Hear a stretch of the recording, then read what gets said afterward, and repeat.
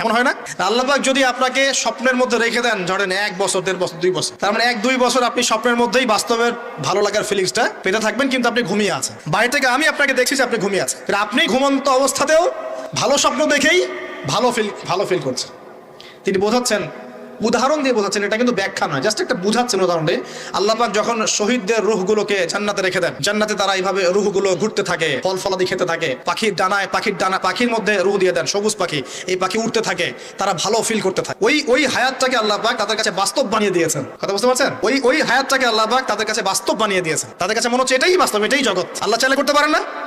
একটা ঘুমন্ত মানুষকে যদি আল্লাহ করতে পারেন, তাহলে শহীদদের ব্যাপারে করতে পারেন না? পারেন। আবার ধরেন একজন মানুষ পাপাচারী, আপনি কখনো কখনো স্বপ্ন দেখেছেন, ভয়ের স্বপ্ন, আটকে উঠছেন, শ্বাস বন্ধ হয়ে যাচ্ছে, এমন হয়নি অনেকদিন? আর হবে তো বেশি, কারণ কানে তো হেডফোন দিয়ে গান শোনেন, আর হেডফোন কানে দিয়ে ঘুমান, এফএম শুনতে শুনতে ঘুমান, এই কি করতে করতে ঘুমানোর আগে তো দোয়া কালাম নাহি, দোয়া